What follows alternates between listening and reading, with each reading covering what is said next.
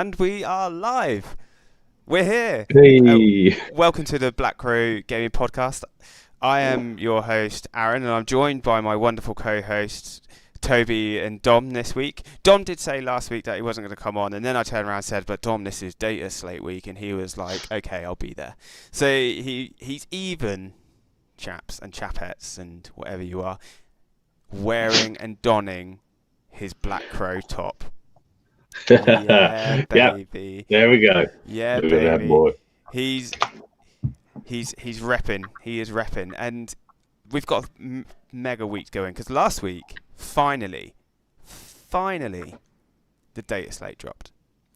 Something that nerds have been crying for everywhere, myself included. Being like, please fix my broken ass army, and. Some people were really happy about it, some people were really sad about it. But before we get into the Data Slate, Dom asked Toby to make him a couple things this week. He was like, just randomly in the poddy chat out of nowhere, Dom turns around and goes, oh, Toby, can you turn me into a dreadnought? And we've got these dreadnoughts. So first of all, I've called this one Stinky Dom Dreadnought because he's all stinky. But here he is. It wouldn't be a crow stream if we didn't have a bit of Stinky Dom. Look, there you go, guys, just for everybody to see. I just love AI, man. It's so good. And that Photoshop integration right there, 10 out of 10. I do like making it just like busted as anything when I put our faces on things. It just makes it so funny to me. If you've been watching this podcast for a long time now, you'll know that quality and professionalism is what we're here for. And Dom wasn't actually that happy about this one, although he loves it. He was just like, nah, there's something else that I need to be. And Dom, what did you ask for? Oh, it's something Slanesh, isn't it? Emperor's Children all the way up. You were like, make me an Emperor's Children Dreadnought Toby, and Toby was like, okay. And here we are. I love that one though. It's like if you made like a Warlord Titan like Emperor's Children, it'd be so sick. You know what? It wouldn't be Warhammer 40k, and it wouldn't be Space Marine if there wasn't shoulder pads. And there you go. Yeah, like shoulder pads on shoulder pads. You would be surprised how it is always shoulder pads on those images. Like the amount of times I have to be like, no, please don't give this Necron Space Marine shoulder pads. Yeah, I know. It's so annoying. I mean, you can see like so in the one we've actually got that we've used for this podcast, the Space Marine figure is actually meant to be an AdMech character, but then it kind of worked as a Tech Marine, so I just left it. Oh yeah, but, yeah, you can see that face, isn't it? It's so like Necron-y a little bit as well. With the AdMech head, they've just taken stuff from everywhere. Exactly, and you can see the little Votann fella. He's got little pauldrons and a Space Marine backpack on. It's because there's so much. Like as soon as you say Warhammer style, it goes right Space Marines because Ultramarines are the poster boys. Yeah. So it's that because it goes through the whole of the internet. It makes it so Space Marine focused, which obviously I love their scale as well because it's like, oh, look at that little Marine, then another little Marine, then a gigantic Marine. I know. I think my favourite one, and unfortunately we can't quite see it on this one because I think the logo's just over it, but it's the tiny little goblin in the corner. Oh yeah, hold on. There he is. Yeah. There's a little mind goblin. If everybody haven't realised, by the way, Dom is the team captain for my Goblins. Just thought I'd slot that in there. Dictator. Did we load that image in? No, I decided it probably wasn't a good idea to get banned within the first 5 minutes of this. Right, okay, for legal references, that dictator was Sacha Baron Cohen, not a historical dictator. Yeah. I don't want to get cancelled. I did also highlight earlier that Dom's new name is Jong Jong-un, so... One of the boys was just, I think it was Mark, was just like, Aladom. Aladom. General Aladom. Oh, God. Maybe I should get it up for next time. Anyway, we also want to talk about one thing as well. We're going to lead into the Data Slate now. And, Dom, you in circles, you did very well. And you beat a World Eater player by literally just making a Nurgle wall, and Nurglings, although, but you know, the secret's out, guys. They went up by 5 points. They're still worth 40 points. They're so good, man. Because you literally, if you have Nurglings in your army, you automatically win against World Eaters. You definitely do now. I was so proud of that wall as well. I was like, yeah, look at this. Look how Because the World Eaters player, I think he was in the chat last time, was like, oh, this is going to be a tough game. There's no firing lines. And I was just like, really casually, like, yeah, you're not making it over halfway. And they're just like, nah, you're joking. You're just playing around. And in my head, I was like, no, I'm serious. You're not getting over halfway. There's a wall of Nurglings. You can't do anything about it. Well, you know what? Nurgling wall dom. There you go. You're famous. To be fair, Sam's immediately put ban Nurglings. Who was the World Eaters player, I wonder? Ban him. Because I was generally worried about that matchup because I saw he got like 100, 100, 100 before. And then I was just like, hold on. All I need to do is build a wall of Nurglings and then it should be okay. Fucking ban Nurglings. Oh dear. Thank you, Sam, for... Well, at least a battle line now, unlike everything else that you can't ally in with the CSM. Yeah. Oh well, yeah, leading into that, look, let's not give too much away. Let's talk about the reason we're here tonight, and I'm handing it over to our latest co-host. This is now the Dom time. Take it away, man. Well, a lot has changed, and as we know, we've been talking about this for a while. So I've been playing busted CSM for about 6 months, but I refused to take the chosen list because I actually didn't think it was the best list. I preferred the pure firepower of the Badom list, which I crowned, and then my two friends took it to the event last week, and then they took it from me on what was it, the Tactical Tortoise did a video. So the data slate came out, and we were all expecting a massive nerf to CSM, and they got the quadruple whammy slam dunk nerf. The data slate came, and it was not good for CSM.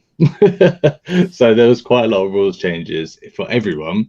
A lot going to the big kind of like hitters for the metas. The big hits for the meta at the time were Eldari and CSM. They were kind of terrorizing a bit. But it was only really one CSM list, which was the big change. But let's go through the CSM changes. So the number one is they changed the Dark Obscuration, which was their #Nurgle strat, where you would set out like a Rhino or a Forge Fiend, and then you basically would bait them into the whole army being able to shoot it. You go Nurgle, and then they can't do anything about it. They can't shoot you. So they changed that now to 18 inches away, which is a lot better. Which means you can't play as KG. Like you need to like really think about it, because 18 inches is a lot easier to get within range, considering like most vehicles move like minimum 8. So like vehicles easily get in range of stuff. So that's a big change. The second big change was they changed the Profane Zeal to only be undivided now, rather than reroll hits and wounds of 1 for everything else. Now it's just reroll wounds for undivided. Third whammy goes to the Accursed Cultist being 1 OC instead of 2 OC, which is a massive change, because when they used to be able to res in your turn and in my turn and steal objectives really easy, because I'd just be like, oh, you've just got one guy, like 2 guys on there. Here's 3 guys resed on the point. That's 6 OC. And I'm behind a wall, and then I'll kill them in my turn with Dark Packs, and they'll go behind the wall again. And then now they've also done it, so you can't do that.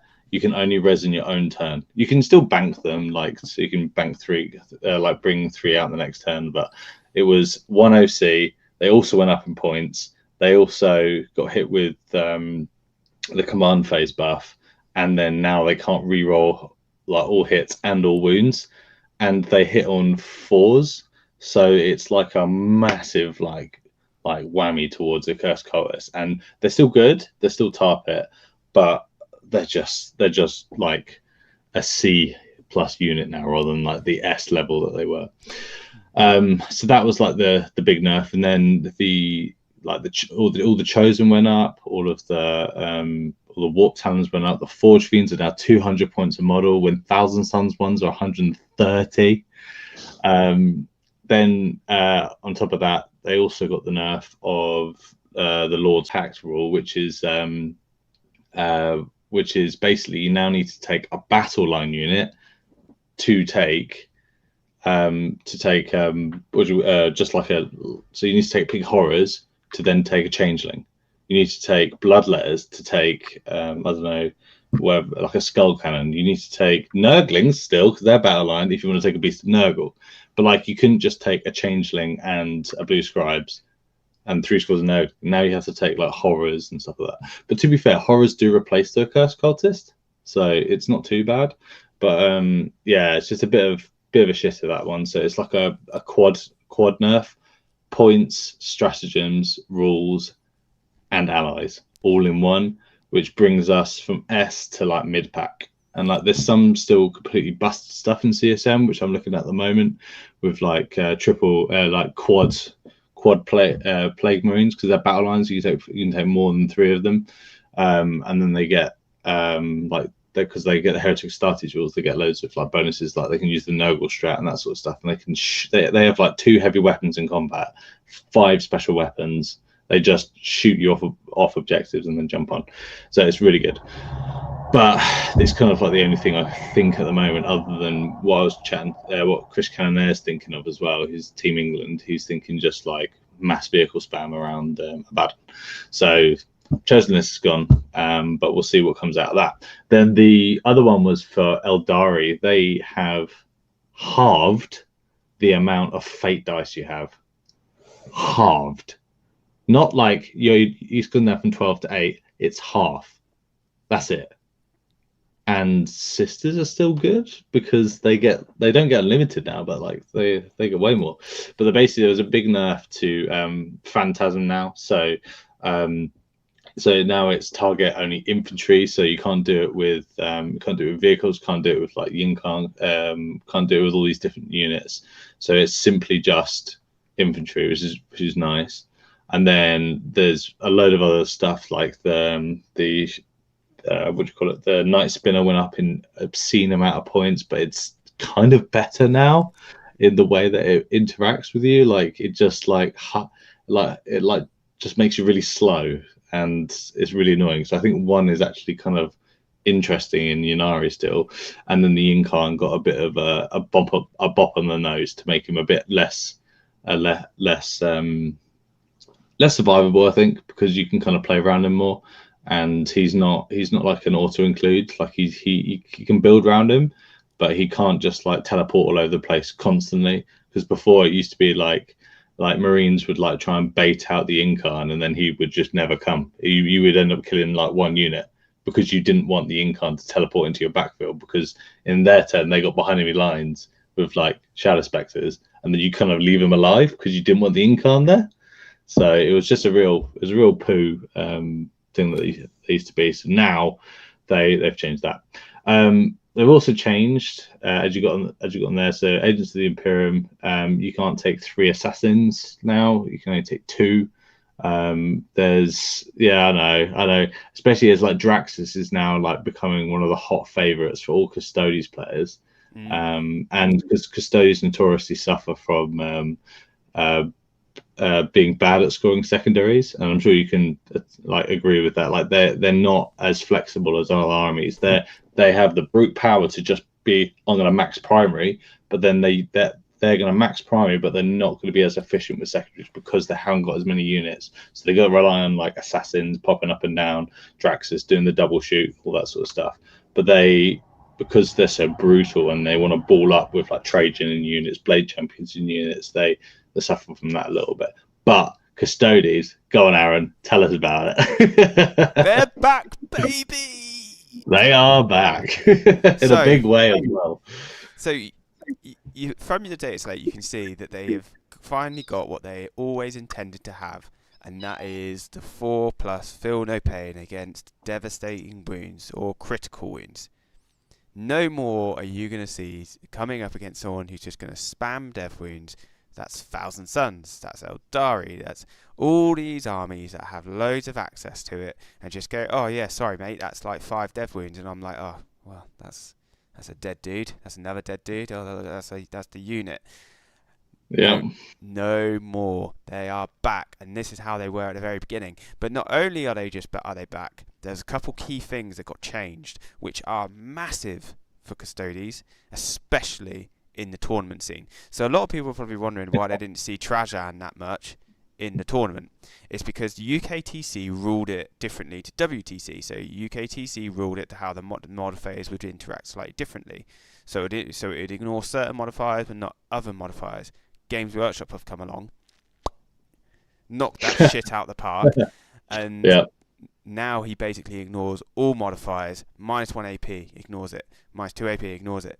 Ignores all damage modifiers. That's right, baby. Catans, Nightbringers. Goodbye. If you see Trajan on the board, Run. Yeah. Run away. Because essentially what now? He is now unchargeable. He's the best character in the game right now. Like, he is hands down the #1 best character in the game. There's nothing with his rule set. If you pair him into Wardens, they are the most defensive unit in the entire game. You can't charge them, and they can tank an entire army's worth of shooting, and it does happen. People are like, how can 5 Wardens tank that much shooting? Toby, how does 5 Wardens do against you? Just roll 4-ups. Yeah, they just roll 4s. Very sad. 4-up field of pains are silly. And -1 to wound. They're so good. But then if you want to go ultra like attacking, you put him in a unit of guard, 5 guard with spears, and then all of a sudden he's re-rolling all to wound on an objective. And that's nuts. And then you've got the double shooting as well. And you're like, oh, I'm in cover. And then you're like, I don't care. It's -1. And all of a sudden, all those attacks, hitting on 2s, re-rolling to wound, all of a sudden they become super effective. And Trajan's axe is damage free. Right? You just start picking up units. Overnight, I don't think they quite realised, like, by clarifying that rule, which we all knew should have been, you've made Trajan Valoris again an auto-include into Adeptus Custodes. Because he gives you've got a choice of either fight first. If you get like bum rushed by multiple tough characters, you give him the 12 attacks instead. If you don't need to fight first, if you've charged them, give him 12 attacks. 2s rolling into whatever it is, you give him +1 to wound from stratagem. All of a sudden that unit becomes unchargeable, untouchable, and you have to deal with it at range. If not, it will just ruin you. I can't think of a melee unit in the game right now, unless chat can give me some examples. I don't think there's a melee unit out there at the minute that would even touch them. Oh, there is one. Go on, Dom. It's not even a joke. There is literally one, but it's about a 600-point combo for demons, and it can kill anything in the game. So Shalaxi? No. It's Bloodletters. Oh yes, with Skulltaker. Yes. Okay. Yeah, I'm with you. Right. So you basically make if you it's so stupid. Like if you witness with 3. What are they called? Red Masters. Is it they give them the +1 damage? I thought it was additional AP. Something. Let me look it up. Look it up now. Okay, it's basically. We'll carry on my little Custodes. Yeah. You can tell us at the end. Also, the rest of the Custodes, so they all went down in points. So all the good stuff went down in points. So Wardens went down in points. Guard went down in points. Alaris Custodians went down in points. The bikes went down in points. Which are they still playable? Are they playable or? Depends on your build, I think, because now the shield captain on a bike is 140 points. Okay, it's still got to go round terrain though. Yeah, but he can make you move twice. Oh, that's good. Can you charge after that? No, that's the caveat. But you can get yourself into a decent position, right? But I feel like it's still not quite. They're still not quite. Yeah, they're still not quite there. They're still a bit crap, really. other big change to Custodes, which isn't actually a change, is they did not touch the Caladius Grav tanks. They left them at 215 points. Oh. I mean, I thought they'd go down a little bit, but I didn't want them to. They are still I think they're easily amazing. one of the best tanks in the game, and they're quite survivable as well. Like, you don't always think of it. You look at it and be like, it's just 2-up save, but you get cover everywhere. And they've got 14 wounds, and they're toughness 11, and they've got a 5-up invulnerable save. So, yeah, they're pretty. A Custodes buff is a big enough World Eaters nerf. True. Yeah. But yeah. If we're thinking of an army that went from literally being at the bottom to potentially now being either near the top or breaking into the top, I think they're going to win tournaments. They're 100%. I think so. I think they're going to catch people off guard, if I'm totally honest with you. And also, they hard counter Drukhari, like in every dimension. Drukhari is really and also Necrons. They hurt Necrons because Necrons can't deal with that. If I really want to, like the Necrons mobility, you don't care because they don't deal out enough damage to push a unit of custodians off the objective. So they have to get into combat with them, or they have to interact with them. Well, if they interact with them, they're in danger.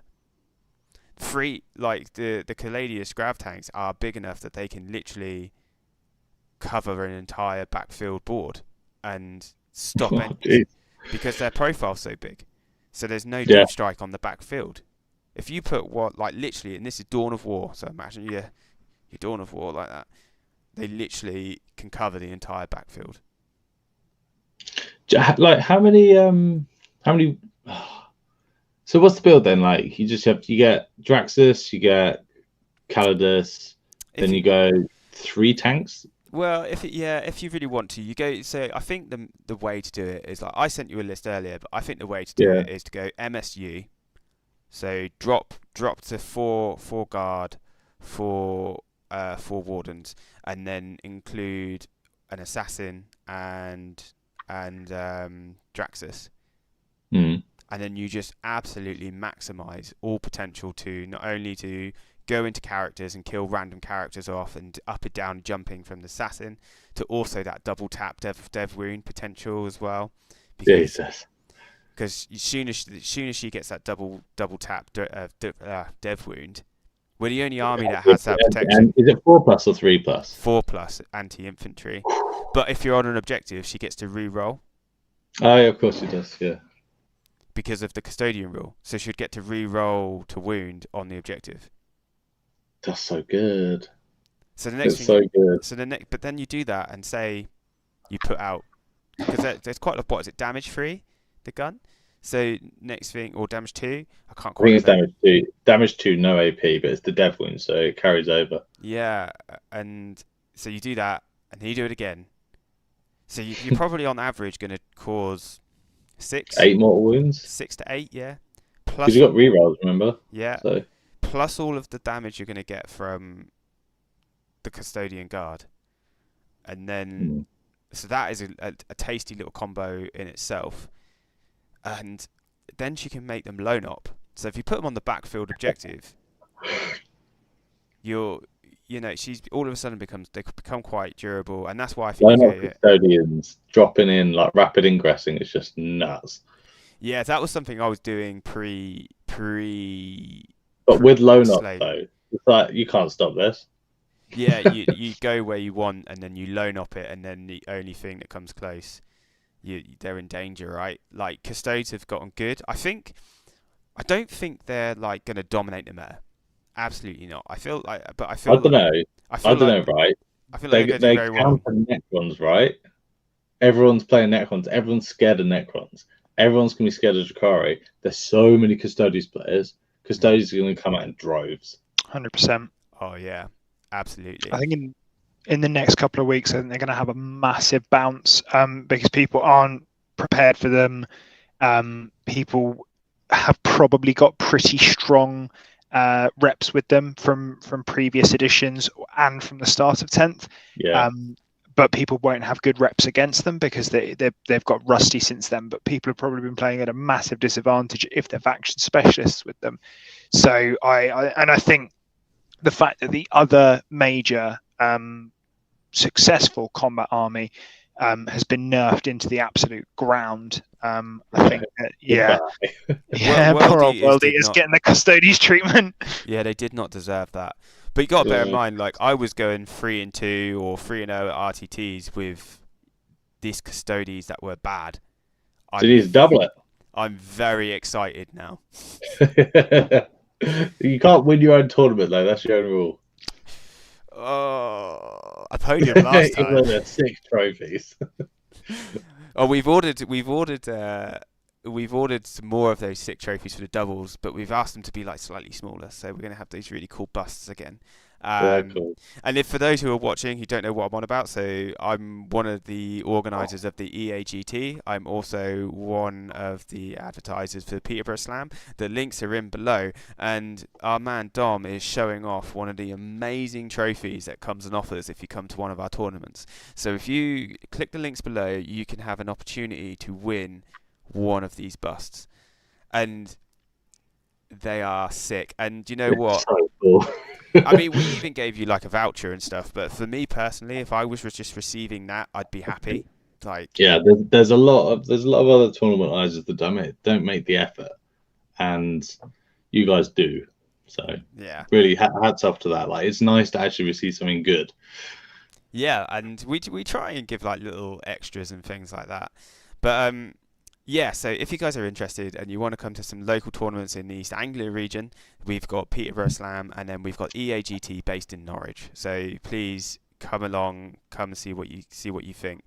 Let's get back to the slate. So we've talked about Adeptus Custodes; they were incredible. We talked about CSM, how they've been done into the ground, but there is another army out there that has been. Quickly, let's quickly go back to Bloodletters. Oh yeah. Oh yes, please, because I've just looked that up. Okay.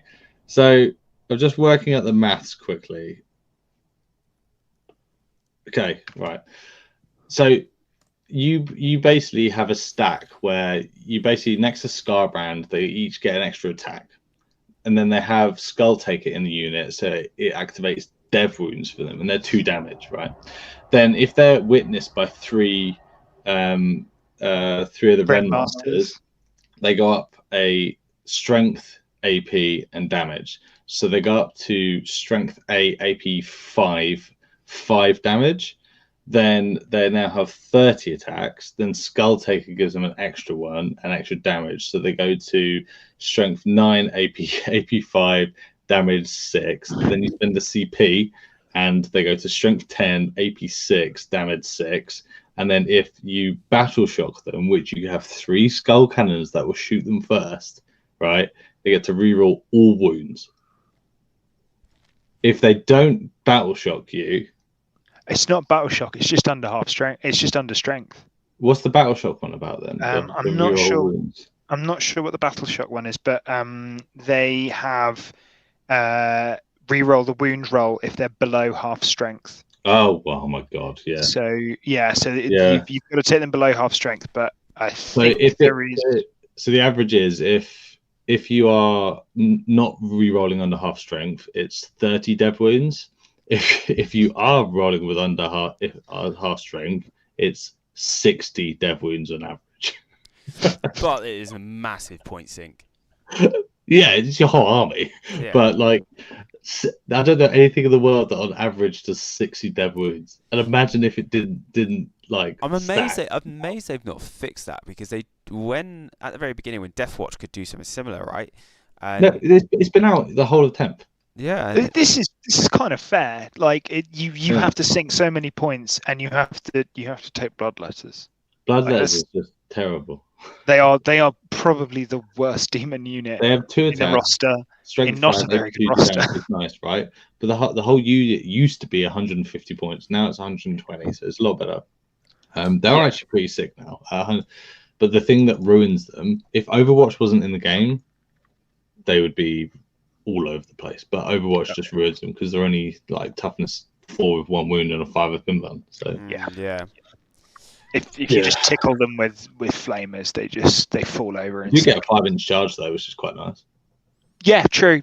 Coming out of the Shadow Warp, if in the right matchup, I guess there's an argument for them now. Like there's some good arguments for strong Khorne armies because it's more of a meme though. Rhinos. Yeah, but I think there's a lot of play, but with the Blood Crushers, I've been talking to one of our teammates, Jack, quite a lot about demons and things like that, and I think there's some really powerful lists. Because they did get some good, they got some good buffs. I think they're going to be quiet about it. And I think you've got to be a strong player to get the most out of them. But yeah, I think there might be something that people sleep on. Okay. So one army that we need to go into, and it's now I'm going to take over this little bit because people who know Dom. So I knew Dom when he was mega into this army. Yes. And also on our channel, we have been doing Simon, one of our original crows. He is a massive Drukhari fanboy, and he's been doing the Road of the Archon series, which I definitely suggest you watch. And he's been having some fun with some lists. Now, Dom, you're looking forward to these, haven't you? So take it away. Tell us. Yeah, so I'm super looking forward to this, and I'm part of a podcast called Real Space Raiders, and we only speak about Drukhari on it. And they always take the piss out of me because I've been playing Chaos for like 6 months, and they're like, "Why are you still on this?" And I'm like, "Yeah, I care about Drukhari, just CSL are better." But they basically got a brand spanking new detachment. When was the last time we just got something for free? Like, this obviously means that we're the last codex, right? So they probably made that because we were broken for so long that we now need to be really thought about. So they've basically got a new detachment called the Sky Splinter, the Sky Splinter Assault Detachment, which to find it. It's not on that. It's not on that bit. It's on the Warhammer community post. Okay. But I can speak. I'll speak all about it. So, the Sky Splinter Assault is the new detachment, and it plays exactly how you want to play Drukhari. So at the moment, everyone is moaning that Drukhari are just playing a shooting army where they just take 24 Dark Lancers and hope that you're knights, and that's pretty much the game plan. So now they've brought a new one in called Sky Splinter Assault, and its ability is Reign of Cruelty. And if this was any other army, this would be busted, but it's fine because it's Drukhari and they die in droves. So each time a Drukhari unit from your army disembarks from a transport, until the end of the turn, all of your ranged weapons have ignore cover. This ability also stacks with if you're in that turn that you are in melee, that unit gets lance. So your whole army has ignore cover and your whole army has +1 to wound. So imagine that for like Custodes or like Bloodletters or like CSM or Space Marines. Be busted, right? That's Drukhari. They hit like wet noodles. So they need it. So basically every other army in combat went up in to strength 9, strength 7, that sort of stuff. Drukhari is still like strength 6 and 4. Like the elite of the elite, like bodyguard tank killers, are strength 4 incubi, which is blooming mad. So this is the big change, and it basically means that you're playing vehicles, and all the stratagems are based around kind of you jumping out, doing shenanigans, moving away. Like, you basically just want like an army of venoms, because venoms allow you to jump back in your transport for free. So you basically jump out, shoot stuff, charge it, jump back in, and it's really cool. And you can string it out, so you can have like your venom in your deployment zone. You because they're now assault as well, so you basically can move up, dump you guys out, and now you can charge. So you can move 16, get out 3, charge, spend a CP, move 6 in the fight consolidate, then move an extra 8, and then jump back in another venom. So you can go 42 inches from one side of the board to the other if you like put it in one go. Like you're just going from one venom to another, just across the board. It's really quite cool. So it's like rapid deployment like that, which is really cool. But what's really nice, it just means that all of the terrible Drukhari shooting options that you have, with like splinter cannons only being AP1, like shredders with AP0, sniper rifles which are okay, flamers which don't ignore cover, all of that now ignore cover, which is great. And then it now gives witches who are strength 3, like with plus on to wound now. That's really good. So they wound everything in the game with 5s rather than 6s. But that's only when they come out of the vehicle and charge, right? But they have to be in the vehicle because they're 1 wound with a 6 of inburn. Yeah. So no matter what, when you're playing them, you're going to be using them out of the vehicle unless the vehicle gets popped early, right? Yeah, but that's why you need the venoms, because they're tiny. They're absolutely tiny. And then so that goes well with the stratagems. I'm not going to speak much about them. Basically, so there's an enhancement, which is the only one you really want, which is ignore Overwatch. The biggest bane of them is that they get Overwatch. So basically, you have a brick of 10 incubi jump out with an Archon, which is new to joining them, and he basically allows them to reroll wounds. So the Lance with reroll wounds, AP3 now, because everything is an extra AP and damage 2, and they ignore Overwatch. So you have like the Alaris Terminators in front of me. They can't Overwatch, but I mean they fight first and to kill them anyway, so it's fine. Bloody Custodes and all their stratagems. But that is 2CP though, so it's quite expensive. For it is 2CP. Is it about tactic? No, it's not. Oh my god, why not? They took that away from us being a battle tactic, because that's why you saw shield captains in for free, right? I was going to say, if they could free it, then it would be absolutely horrendous. Yeah, so basically Drukhari are back in a massive way, but the thing is that you will table them with absolutely no issues at all. They just get smashed, but they probably beat you on primary denial. They can't hold primary, but they'll beat you in primary denial, and they will outscore you on secondaries. They will get 40 with just ease. And the only thing that can hold primary, by the way, with them is that they make objectives sticky, and it's when they go on them. So you can shenanigan it with their new stratagems, so that you fall back onto an objective, take it from your opponent, and in your turn it's sticky. So there's ways around it. But anyway, that's them. They're the back. They're not S tier, but they have gone from bottom to the top of mid, and good pilots will bring it up to B and A. Good. They're going to be high. So there's one more army that I think you can agree with that's had a subtle change, but actually has had, and Toby, you brought this up in one of our chats, it's had quite a lot of chat actually, and you can see on the screen, gents, I've kind of highlighted it here. Toby, why don't you talk to us about this one? Yeah. Which one? The Imperial Knight. You showed that you're looking at the screen. Oh, no, I am looking at the screen. There's 3 on there, and we've mentioned World Easters before as well, so I wasn't sure. No, this is a buff, a subtle buff. Yeah. I think someone else should talk about that. I don't know about Imperial Knights. Oh, okay, I'll do it then, because I thought you'd actually be talking about it in the week. Sorry, guys. No, that was someone else. Sorry. So basically, Imperial Knights, they all got cheaper. All the big models got cheaper, and now they've been changed that you can re-roll 1 to hit and re-roll 1 to wound roll each time this model is selected to shoot or fight. Now that is actually, they are very much at the bottom at the minute, but Imperial Knight players have been quite excited about this, and I think it's a subtle change that I think you might see them actually raise up a bit. I want the big ones back. I don't want the little ones. They're annoying. Yeah, but Imperial Knights don't have like the good little ones. They have really good. Their big knights. Yeah. Because their bondsman's abilities are good. So, and you can see there's been like some bondsman changes as well. I think these guys are going to actually surprise people. They're going to be a lot more efficient with their shooting, because we know how good Eldar rerolls are. Eldar to hit, 1 reroll to hit, 1 reroll to wound. That's really annoying, right? And that's going to be exactly what you're going to see here. So I think Imperial Knight's going to creep up. I don't think they're going to be S tier by any stretch of the means. I mean, I think we're all in agreement that Eldari are probably still going to be S tier. I think so.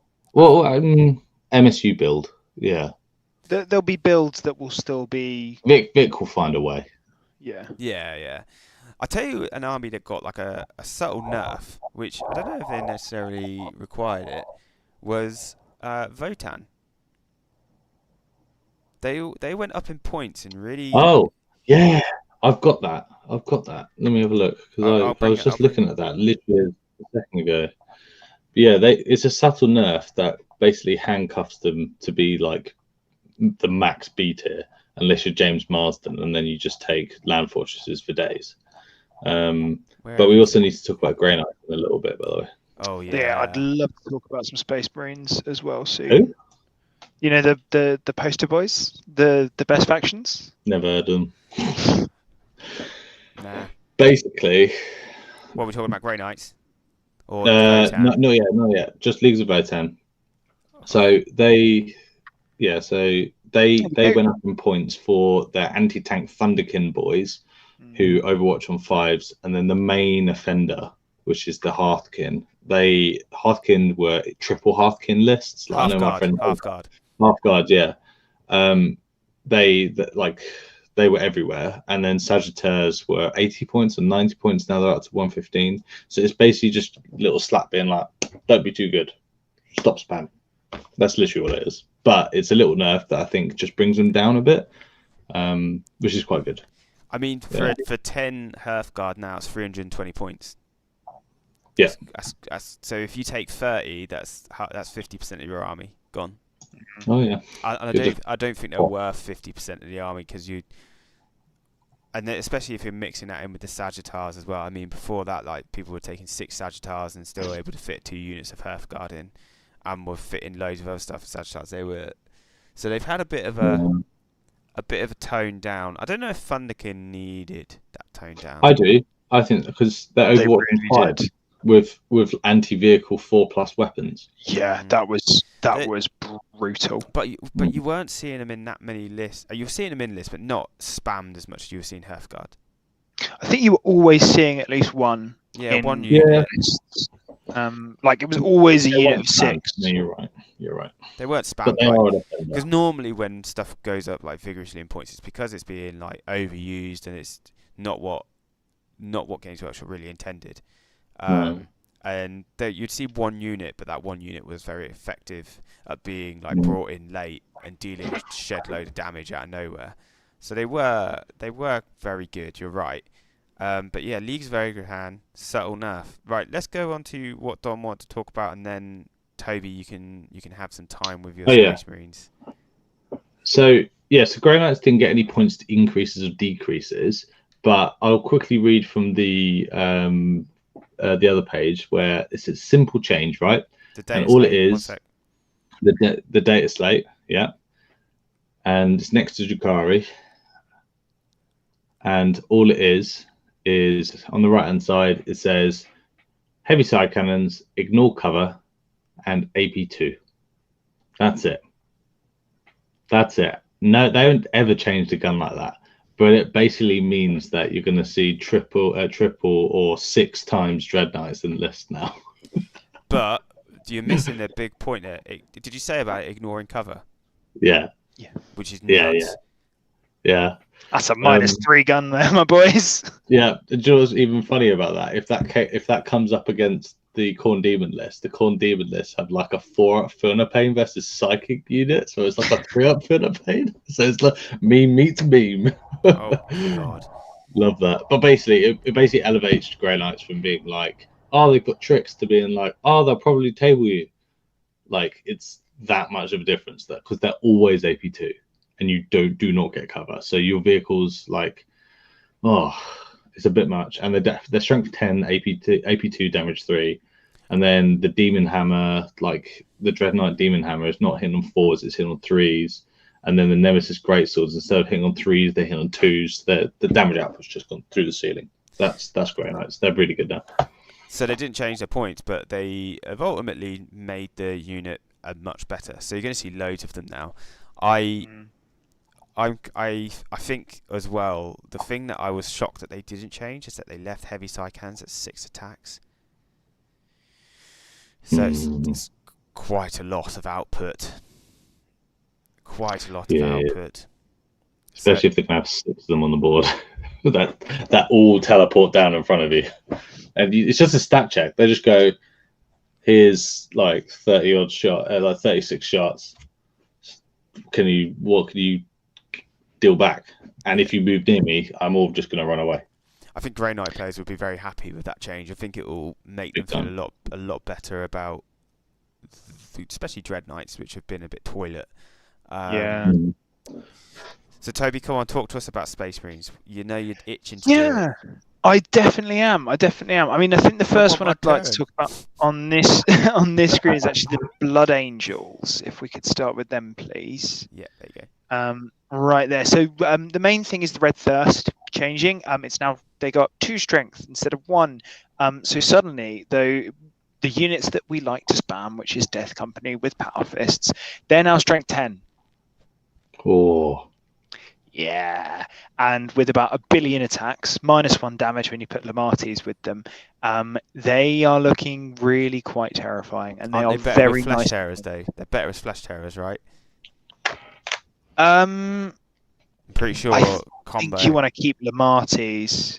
I think Lamatis giving them the -1 damage is going to be huge, because like then you have to put your anti-elite shots, your 3 damage shots, into a 11 man unit, which, unless it's like a Redemptor shooting at them or something else with blast, that's going to start getting difficult. Like the efficient guns that usually kill Marines just won't kill Death Company as efficiently. So yeah, sure, Flesh Terrors are great.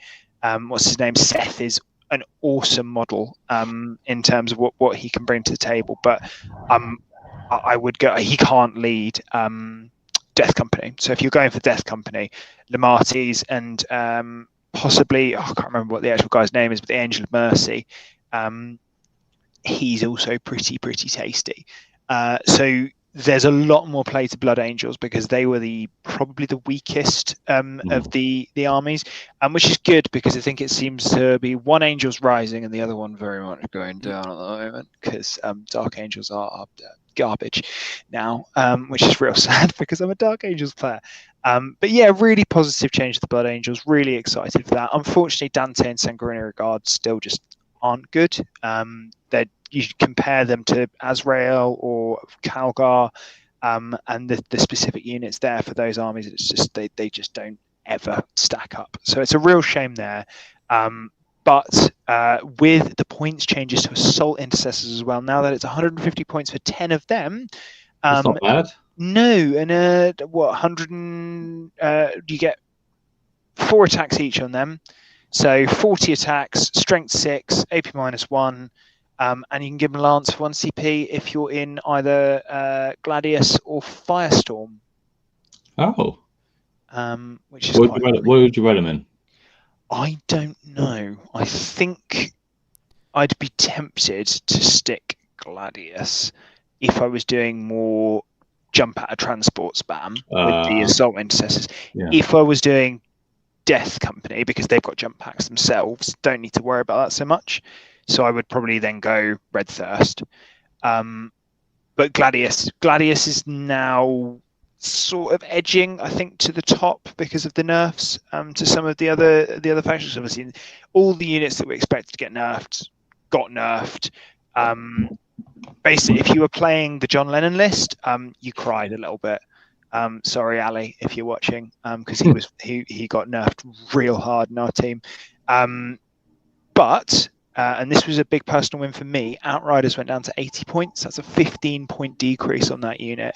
And in Firestorm, when they're auto-advancing 6 inches, they're going 18 inches, and they've got fat old 3-inch bases. So they are phenomenally good for move blocking. And they're also just really good for playing the objective. And what I would tend to do, scoot them up the board, use the grenade stratagem, and then do an action with them. So it was a really nice way just to get a little bit more damage output out of a rubbish unit, and now it's gone down 15 extra points. So really happy with that. And I think Marines look like they might be in a pretty good spot. I think unfortunately most of the other changes that we had, apart from Assault Intercessors and Outriders going down are kind of rubbish. So Infernus Marines, I think, just aren't worth it. Intercessors still probably not worth it, unfortunately. It's a shame about Infernus because they're so cool. Yeah. I love the models. I think they're really cool, and I'd love for a way for them to be good, but just unfortunately right now they're just not. They're not quite there. I can't think of a single way in their current state to make them actually playable in any way, shape, or form, because they are just basic marine bodies with short, stubby guns, and their only ability is to give them to battle shock things, which unfortunately is not overly impactful. I wish it was. I wish it was battle shock was way more impactful. Yeah, I mean, yes, no, because then imagine how many times you just see Tyranid spammed just to go Shadows in the Warp. Battle Shock is super impactful for a single turn, ruin your day. And then, like, I was low rolling in the last game against Peterborough Slam, which was rough, but I was against Tyranids, and the amount of points I lost just from not rolling sixes on two dice was bonkers. Literally to the point where my opponent, Greg, lovely, amazing guy, I always enjoy my games against him, apologized for my dice. So that was the kind of how that weekend went for me. But I think Infernus just not good enough. But Marines, they're in a fine spot. Redemptors only went up to 210, which I think is fair costing. I'm not getting them up. Let's just get them up. Redemptor's 210 and a Forge Fiend 200. Come on now. Uh-oh. Yeah, happy Redemptor noises. They should be at least like 230, I think. I've got a question for you, Dom. Dom, did you see the Tantalus becoming viable in the new Drukhari detachment carrying a court? Oh yes. Oh yes. It's the rack. It's not the court of the Archon you want to take. It's the 15 racks that you roll 15 tank shock dice and do triple tank shock with them. So you basically you tank shock a Tantalus, do an average like 3 to 4 mortal wounds. Then you do flat 6 mortal wounds from the Tantalus ability, and then you do the new mortal wounds from the new strat. Basically, for every rack model that's in your boat, being a Tantalus. So you can take like 15 or something, and then you roll every 5+ as a dead wound. If you pile in or consolidate it into, so if someone tags you, just go, here's 6 mortal wounds.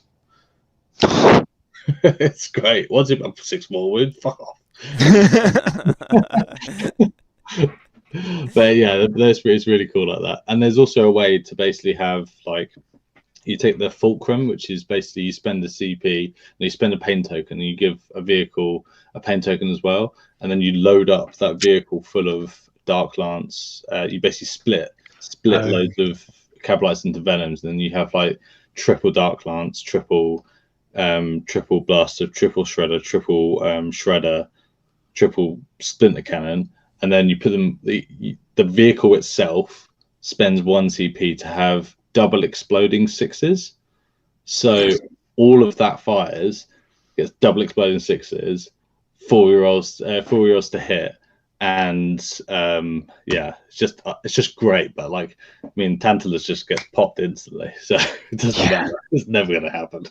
But no, George from the podcast, he's all over that. He's excited.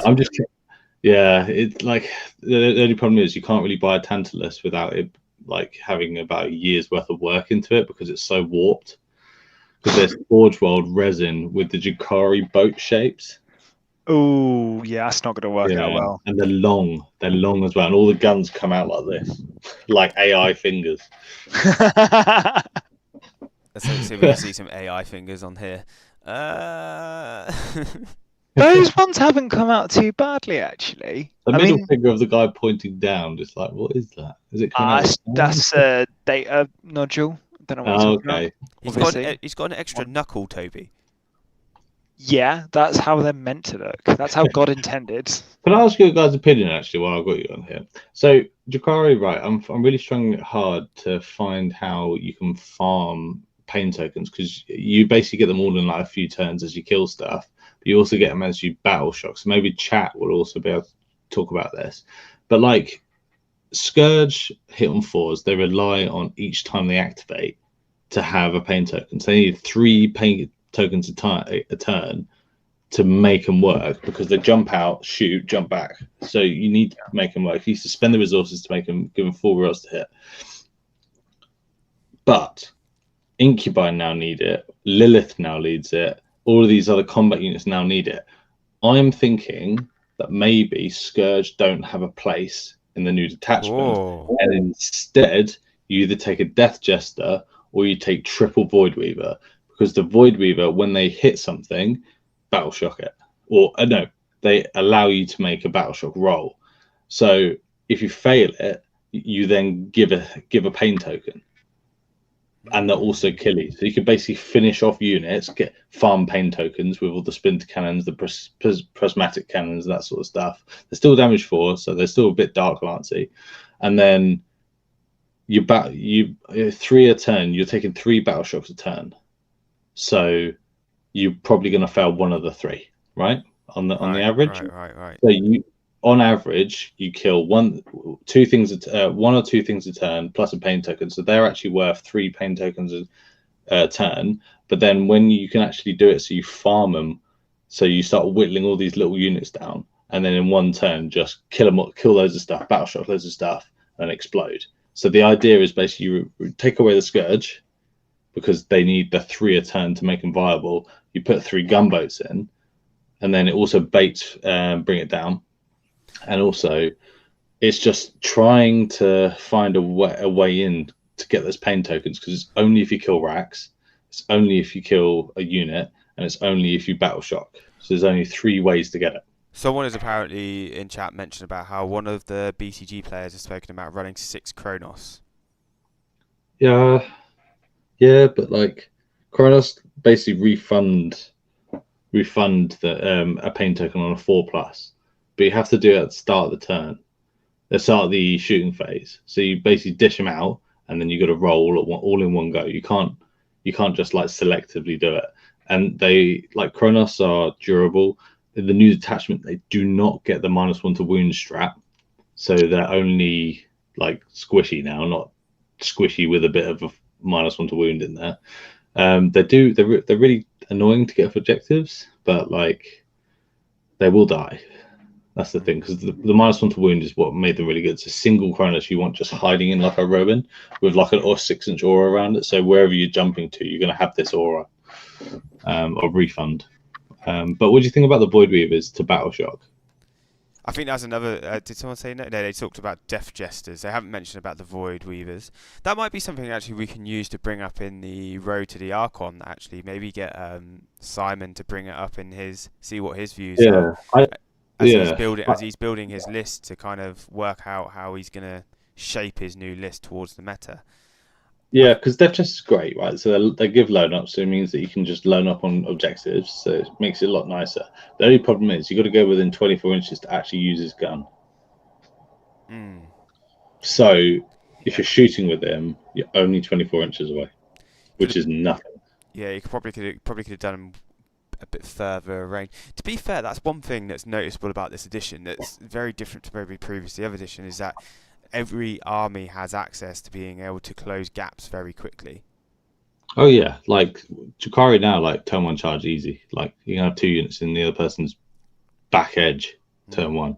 So I'm in this little league locally, and I'm using it to learn my Chaos Knights because it's a new army that I'm collecting. And I was like, absolutely refuse to do the War Dog spam list. I think it's boring. I wanted something. Even people who play the War Dog spam list are like, it's really effective, but you know, it's the same thing. So I took 2 Rampagers instead, and 7 War Dogs. They're so good. They're so good, the Rampagers. Yeah, and I played into guard with a Shadow Sword. And that seems a bit tech dodgy. And I got 2 turn. I got a turn 1 charge from one of the Rampagers, and the other Rampager, which had the -1 AP, unfortunately got left out in the failed his charge, but potentially from turn 1, because they can move, advance, and then charge, they can go up to like 18 inches and then potentially do another 12-inch move. Then you tank shock something, and Yeah, and they've got strength 20 hand people. So that tank. 26 dice, no, 22 dice. Yeah. Jesus. You just take 6 mortal wounds. Yeah, you do got to do that. 6. And then when they do get in combat, they've also got sustained hits as well. Just in case, what do you think about tank shock not being capped? I don't think it should be capped. I don't think it makes sense for it to be capped because I think I just let it just be. Like, I think it should be 2 CP for knights, big knights, but just don't make it capped. Maybe you could say after a certain point of strength, it's then 2 CP, so that you could then still have it for the cuter, smaller models. But then, like, because you know how they used to do it in 9th, there was like stratagems that were either 1/2 CP depending on your squad size. Yeah. So it's like there's precedence. So I think, it'd be interesting. But I do think that you would just see Knights players going, cool, Rampager, run it. Oh, look, your unit disappeared. Sorry. I love it. Yeah, but you just move block it with Nurglings. It's fine. I love they move over Nurglings, you fool. Not that many. Dom, you'd do it. You'd do it there and then just go through another wall, because for 1 CP you can just run them through walls. Yeah, why don't you run Nurglings in your? I'll send you them. I do run Nurglings. I've got Nurglings in my chaos. How many do you run? How many do you really run? I mean, not enough, apparently. I ran 6 units at Paul's event. I mean, I could. Everyone thought I was mad, and I was like, "That's great."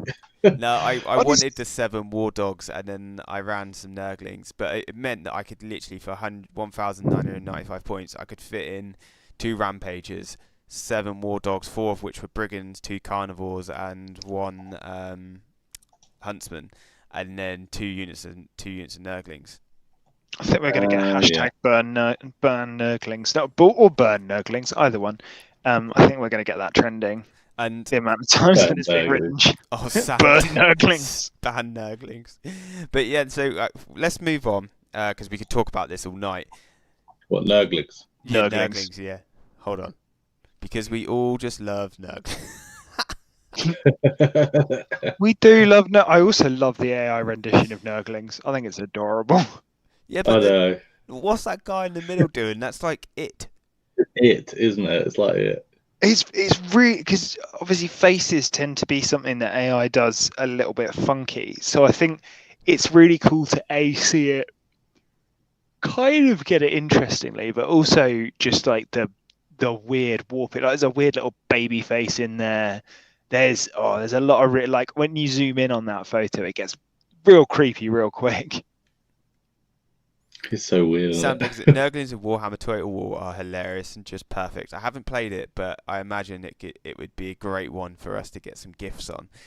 Like I said, we're gonna move on, because we could talk about Nurglings all night, and we have done for a proportion of this evening. We're gonna look at like wrapping it up. So let's go from Toby and across. We're gonna go. So big question: has this data slate fixed 40k? I don't think there was much wrong with 40k from the last one, but I think that the small problems there were, in my opinion, are now fixed. I think the only 2 losers are Imperial Knights still, and World Eaters. I think World Eaters got unnecessarily nerfed. And I think they got unnecessarily nerfed because Angron didn't. Well, just switch the Angron nerf and it's fine. He comes back once per game. Yeah, just change. I think all they had to do was change Angron, and then their army's fine, because they had great, and maybe Berserker Glaive as well, because that did get a bit obnoxious at times. But yeah, Berserker Glaive and Angron, change that, and then it's fine.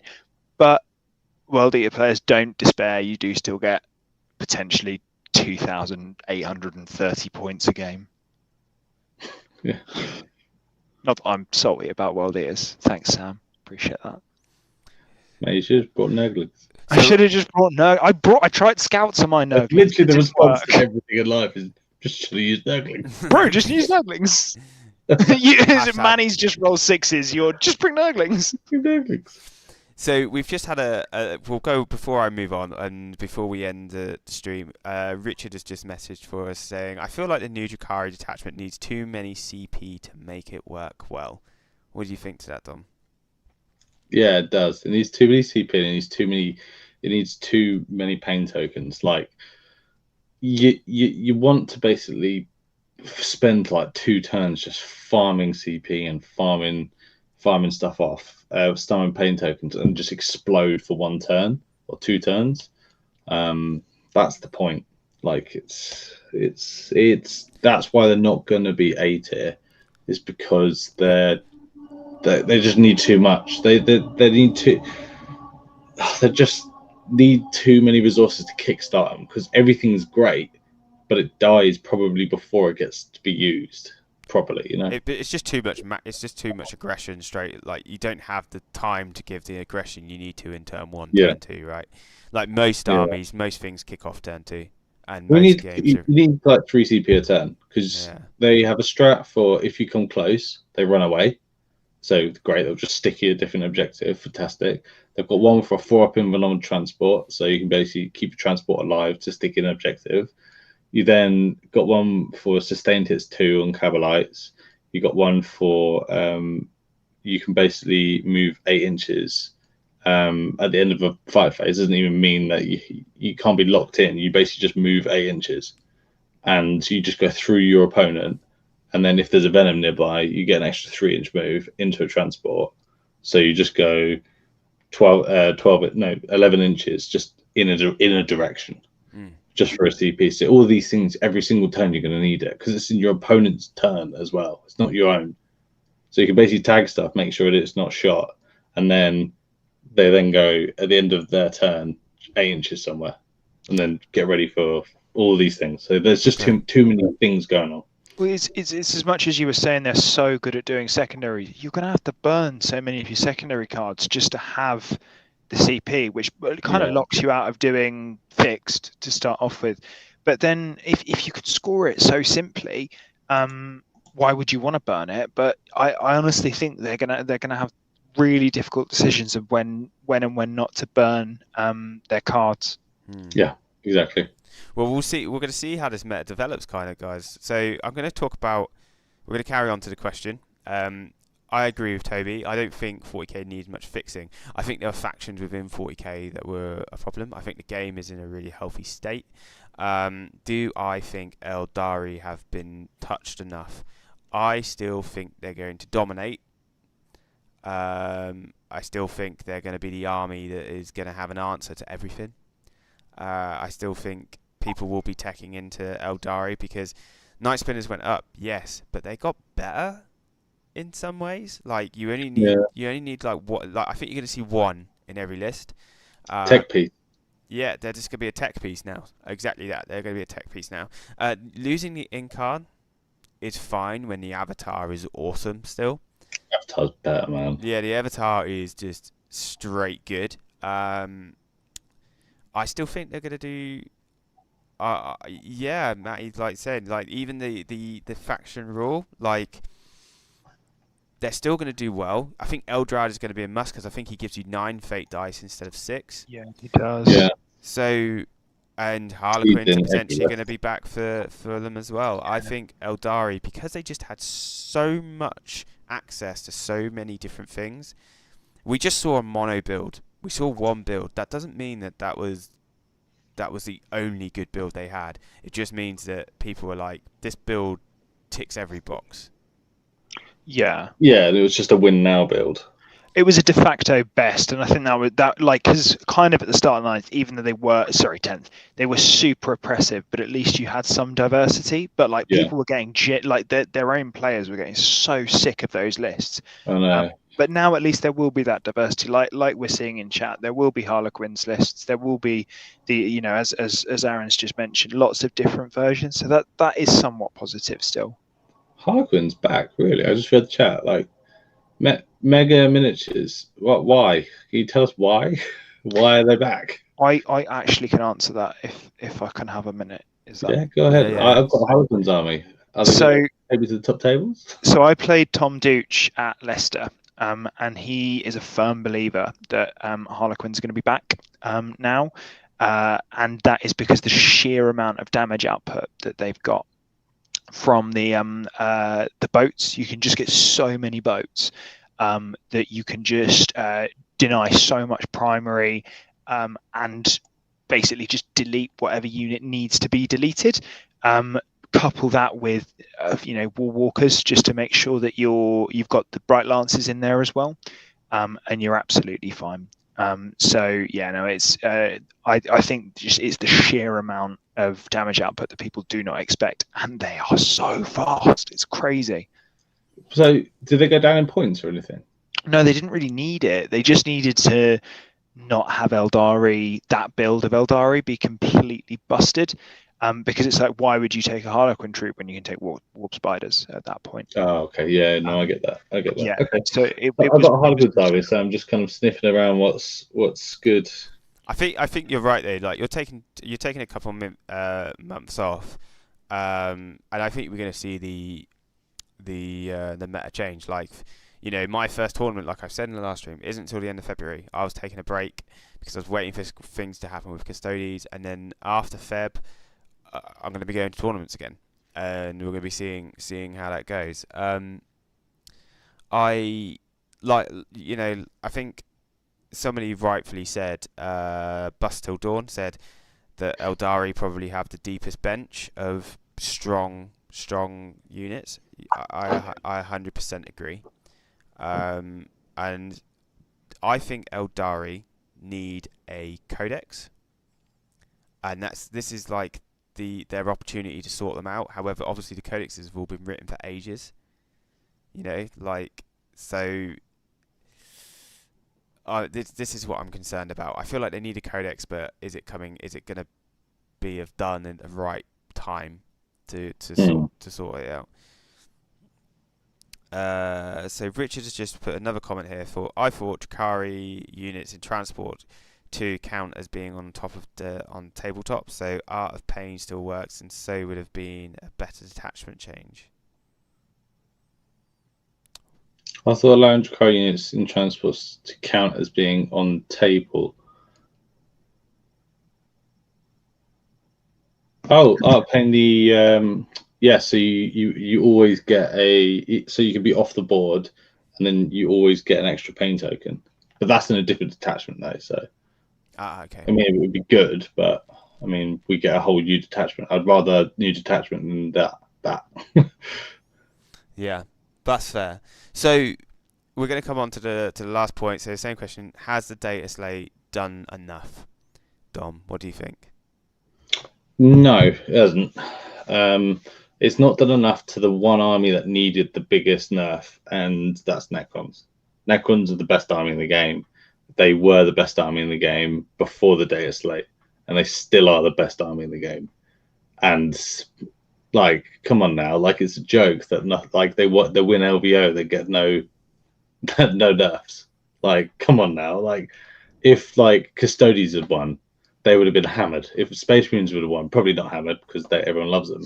But like let's say World Eaters, if they'd have won, you would see Angron, and where you would scroll down to see where Angron was, it would just say Legends. Like, like that just would happen. And like if I won LVO, like Nurglings would be removed from the book. Like can't take battle line demons anymore. And if you lovely people haven't seen that beautiful moment where the defining LVO moment, I suggest you go watch our last podcast. I do have it here, but we are running out of time, so I'm not going to load it up for you fine people tonight. But double sixes, monolith backfield of Eldari, beautiful stuff. Always good. Sam is so sad. He's so sad in the chat. But no, Sorry, Sam. I just want to say massive thank you from us guys at Black Crow. We are sponsored by Terrain Forge. They have unfortunately closed their door for orders for now, not because they're bad, but because he's had such a massive order come through. He's doing so well that he now needs some time just to catch up with his orders, which is fantastic. He has a new product which is coming out, and that will be exclusively available for you soon, and we will be advertising it here very, very soon. And that is going to be a new battle map with all of the Edition deployment zones on. Oh, that's cool. Now you can already get them, but this is a chap local to us. He's designing them. He's literally sends me the designs and goes, "Oh, what do you think to these?" And I'm like, "Yeah, that's a cool battlefield." And soon you'll be able to get custom battlefields as well with your gaming team logo on them if you want. He's doing some wonderful things. He's got some real talent. Catch Terrain Forge, wait for his doors to open again, and get yourself an order of some of the sweet terrain that we got, which we did advertise, but we can show the ad 'cause it's only a few seconds. Is that right, Toby? We won't get struck off for it. No, we'll be fine. So just And where down we go, where down we go. Song Cox as well. Massive shout out. Say where down we go. high quality. Oh, 'cause say we're running down to your call, oh way down. As well. So if you want a WTC, if you want it to be slightly smaller, if you want, go for that. Yeah, it's really, really cool. And I think the mats, because Aaron shared a bit of the mats in some of our group chats, and they look incredible. I've never wanted to buy a mat before. Now I'm like, yeah, I probably will pick one of those up. They're also very reasonably priced. Yeah, just having the like he was saying to me, like, oh, is it a problem having the deployment zones too dark? And I was like, no, I don't care that you've got a deployment zone overlay, because I tell you what, the one thing I hate about this game more than anything is having to mark out a difficult deployment zone. I know. Honestly, like the amount of time with the silly ones where it's like, oh, you've got to get at this certain point on the corner and all that kind of stuff. Like it just annoys me, and it's another thing that can cause, like, not an argument but disagreement with an opponent. Oh, yeah, and I'm all for things like lasers, all that kind of stuff that just takes that out of the game. It's just anything that makes it clear and obvious. Best thing to do for the game. It's delay as well, isn't it? Like, you get 3 hours to play this, and some people who are out there who might not be the fastest players, you think if they've got to set up a flaming deployment zone as well, it's just extra stress to them. And then if it's all down for you, there's no arguments then. Job done. Yeah. So I think the future for UK terrain out there, we've got Terrain Forge doing wonderful things for us, and he's facilitating some great stuff for the community. If you like what you've seen tonight, if you like what you've heard, we've been Black Crow Gaming. I've been joined by Toby and Dom. We just want to say a massive thank you. Give us a like, give us a share, and sub if you can as we grow our podcast. Right, catch you guys later. Thanks, guys. Bye. Bye.